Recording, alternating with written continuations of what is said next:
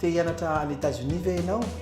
Ny Education USA dia sampandrara iray ao amin'ny départementam-panjakana amerikana manome torolanana isan-karazany, mameno ireo andinidinina ary mameno antsipirina ireo dingana tokony arahana ny amin'izany. Voalohany amin'izany ny fanomezana ireo listy ny université na ireo sekoly miisa hatramin'ny 204,000.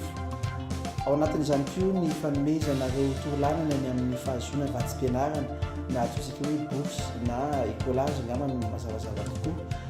Ny torolanana mahakasika amin'ireo famenonany amin'ny tontan-taratasy rehetra sy ireo laza adana tokony hiatrehan'ny mpiadana sy ny mpianatra rehetra. Ao ireo torolanana izay omena ny mpianatra koa amin'ny fahazon-dalana monina amin'ny fotoana voafetra any États-Unis na ny visa. Rehefa vita ireo dingana rehetra ireo dia misy fotoana manokana izay omenan'ireo mpianatra ireo na antsoina hoe briefing na avant départ izay ny ilazantsika azy, izay fotoana anomanana ny fifindrammon'ireo mpianatra ireo mba ahafanya monina sy mianatra ary mahomby any États-Unis.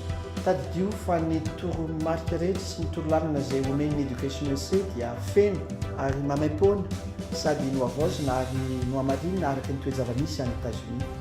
Manasanao ary izahay hitsidika ny page Facebook sy ny site web ny Education USA.